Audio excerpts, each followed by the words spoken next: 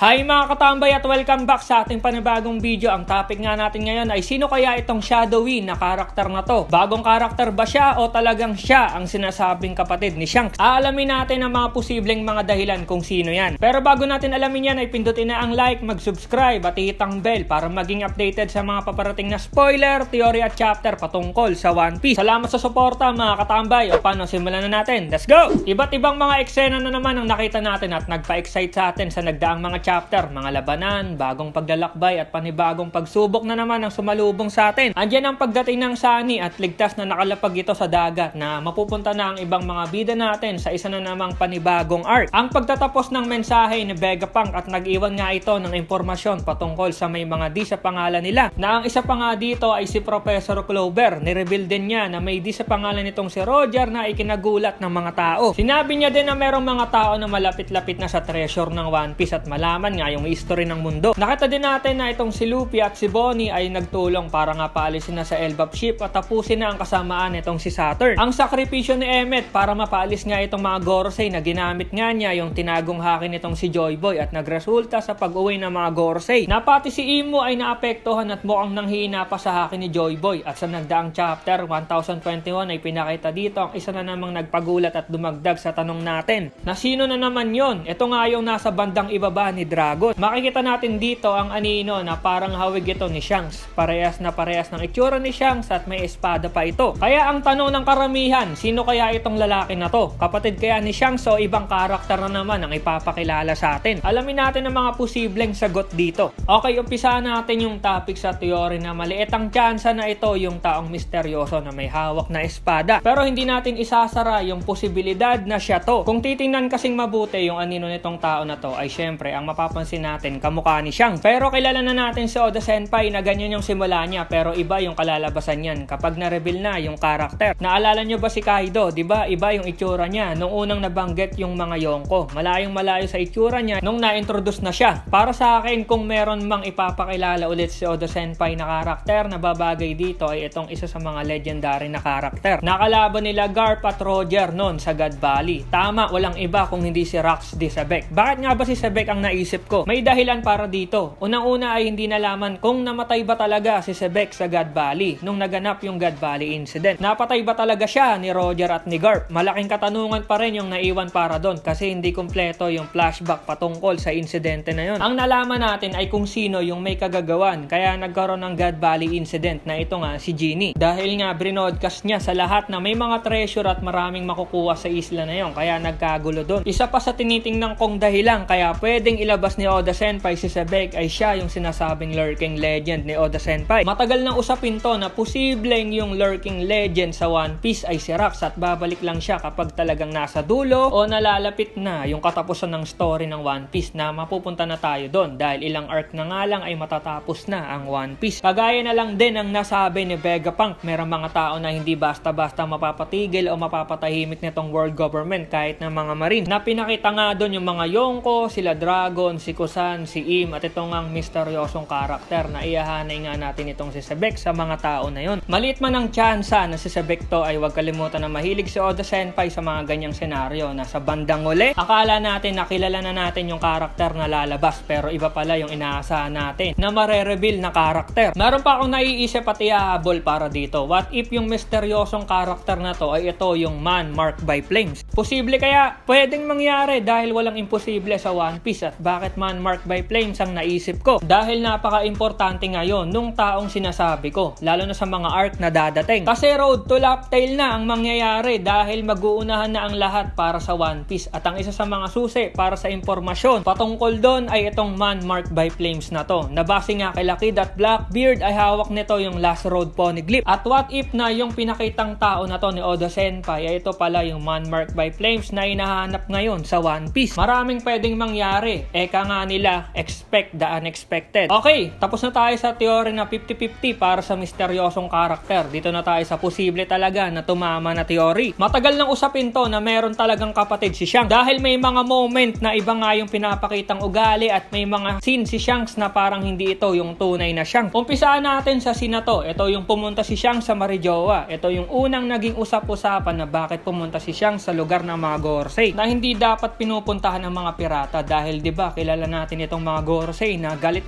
sa mga pirata. At nung lumabas yung scene na to ay ginulat tayo at nag-iwan sa atin ng tanong na paano nagagawa ni Shanks yun. Marami ang lumabas na teori na traidor daw si Shanks, kaibigan ng mga Gorosei itong si Shanks, pero nasagot to lahat sa wakas nang nagkaroon ng arc ang Egghead Island. Dahil nung flashback ni Kuma ay pinakita dito itong dating leader ng mga Holy Knights na ngayon nga ay matanda na si Saint Pigerland Garling. At doon sa flashback na nangyari sa God Valley ay pinakita itong binatang version ni Saint Garling na kamukha ni Shanks. At dahil doon ay nasagot na ang mga teori at napatunayan din na itong si Shanks ay isa sa mga Celestial Dragon na ang full name nga nito ay Shanks Pigerland. Ano ang kinalaman nitong family ng Pigerland doon sa misteryosong karakter? Dito na natin ipapasok itong posibleng may kapatid talaga si Shanks. Base doon sa nakita nating anino ng bagong karakter ay kahawig nga ito ni Shanks. Itsura at yung espada nito na hawig ng gripo ni Shanks at pumapareha sa style ng espada nitong si Saint Garling. Dito pa lang ay may clue na tayo na isa sa family ng Pigerland yung misteryosong karakter na to. At idadagdag natin ito sa isa pang idea na posibleng kapatid to ni Shanks. Kung matatandaan nyo na merong scene sa Marijoa na pumasok nga itong si Shanks at kinausap nga itong mga Gorosei. Sinabi ng ilang mga Gorosei dito na kaya pinayagan nila itong si Shanks ay dahil daw sa status nito. Hindi sinabi kung ano yon, pero sa panahon na yon ay dahil baka sa pagiging yongko ni Shanks. Ito yung dati nating dahilan kaya nakakapasok si Shanks doon. Pero nalaman natin na isa si Shanks sa mga Pigerland. Kaso ito yung clue na hindi si Shanks yon at kapatid niya yung kausap ng mga Gorosei. Doon sa pag-uusap ay sinabi nito na kailangan daw nilang pag-usapan ng tungkol sa pirata na yon. Nang mabanggit yon ni Shanks Kuno ay makikita dito sa kabilang banda na mata ni Shanks ay wala siya nung pila at Oscar na binigay sa kanya ni Blackbeard. Napansin nyo ba? Dati pa tong teori na to na hindi si Shanks yung pumunta sa Marijoa. Yung Shanks Kuno na to ay kapatid ni Shanks. At yung gustong itapik na pirata nitong Shanks Kuno na to ay yung kapatid niya mismo na Yonko. Siguro gusto niyang pag-usapan nila, nadali nila doon si Shanks at kumbinsihin na kumampi sa kanila para nga maidagdag sa puwersa ng world government at ng Marines dahil base nga doon sa sinabi ni Vegapunk ay magkakaroon ng gera na ang dahilan ay para makuha yung One Piece treasure at para malaman ng sekreto ng buong mundo. Dito ko na din idadagdag yung Holy Knights na tinatawag ng mga Gorosei. Naalala nyo ba yung unang na-introduce yung Holy Knights? Itong Egghead Island arc lang din yon. Pinakita doon yung lineup ng Holy Knights pero anino lang din yung mga yon. Ito yung scene na naalala ni Dragon yung mga Holy Knights dahil malalakas din daw yun. At makikita natin dito yung lineup nila na yung nasa gitna ay kahawig ni Shanks at mukhang ito yung leader ng Holy Knight na nung panahon na yon ay nagbigay ulit sa atin ng tanong na si Shanks ba yun? Neto nga ay lumilinaw na ang lahat na hindi si Shanks yun, kung di kapatid ni Shanks yung leader ng Holy Knights. Ang dami na talagang clue na magpapatunay na merong kapatid si Shanks magmula sa scene sa Marijoa, yung pinakitang mga malalakas na tao sa One Piece na kahawig talaga ni Shanks. At ito ngang nasa gitna ng Holy Knights na walang duda na kapatid ni Shanks yun. Hindi natin alam kung ano yung ugali o balak nitong magpapakilalang kapatid ni Shanks pero sigurado tayo nakalaban to dahil alagad to ng mga Gorosei. At pag nagkataon na magkita itong si Shanks at yung rumored na kapatid niya ay talagang malupit na laban ang mangyayari dyan. Nakaka-excite. Sa lahat ng mga nasabi ko na theory o pananaw ay mas mabuti pa din na abangan na lang natin ang mga susunod pa na chapter. Na-excite lang tayo sa mga nangyayari. Kaya mga katambay, ano sa palagay nyo? Sino kaya talaga itong misteryosong karakter na to? Comment nyo lang sa baba at babasahin ko yan. Salamat sa pagnood at see you sa next video. Over na!